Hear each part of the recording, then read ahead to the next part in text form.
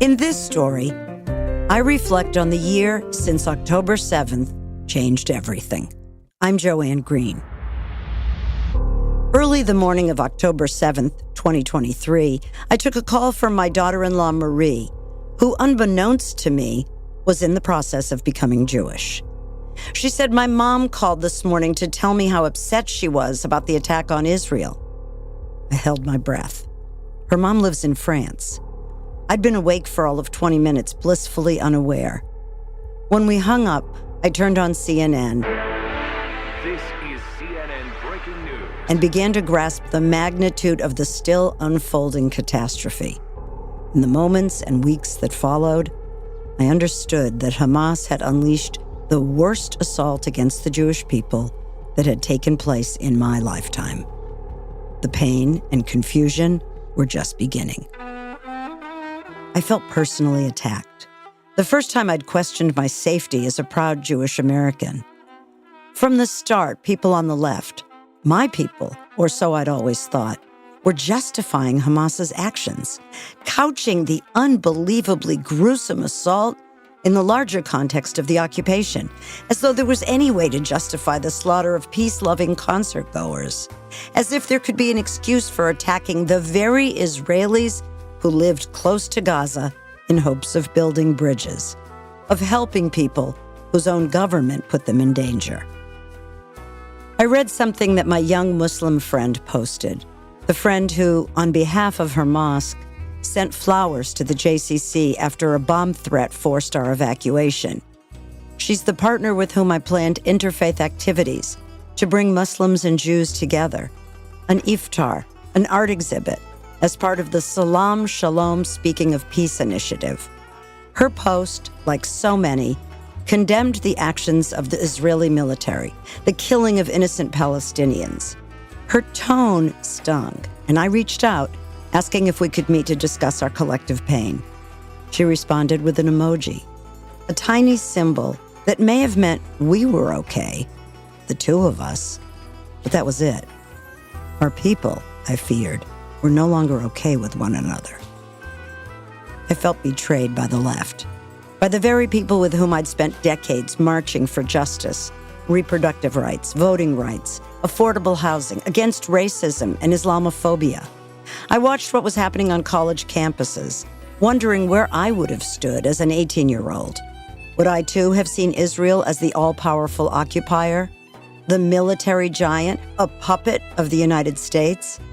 Would my sympathies have gone to the thousands of Palestinians abandoned by their leaders, yet killed by Jewish bombs?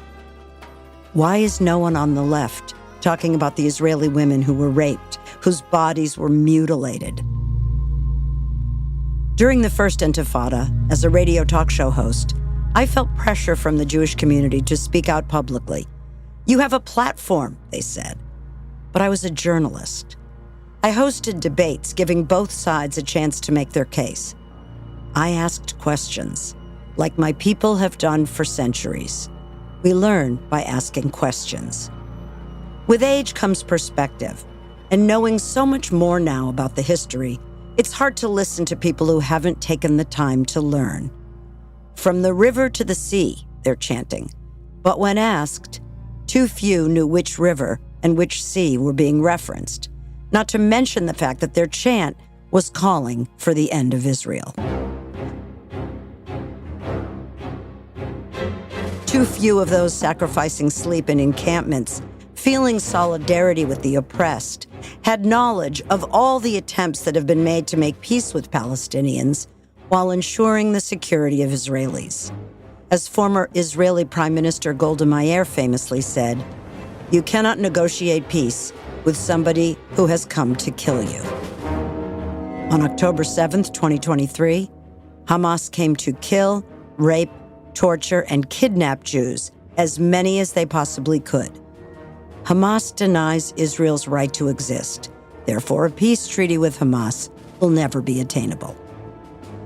It's human nature to try to fix things, to come up with solutions, to reduce conflict to good and evil, us and them, the occupiers and the occupied. But most conflict is filled with complexity and nuance, and as such, demands empathy. We are meant to struggle. We make a grave mistake when we tell ourselves that we are totally in the right and not at fault at all. Our tradition offers us an opportunity to make teshuvah, to accept our human frailty, to look, to see, to acknowledge, to turn, and to try harder next time. My heart feels the pain of the hostages and their families, the displacement of families from Israel's northern border, the trauma of Israeli soldiers who put themselves at risk every day, and the worry that plagues all Israelis and all people who fear for their safety. And my heart cannot grow cold to the suffering of innocent Palestinians, people displaced from their homes time and again, people used as human shields by their terrorist government. They didn't ask for this, and the hatred they've come to feel for Israelis, for Jews, for me, is understandable. May this war end. May something good come from all this horror and loss. May there be answers.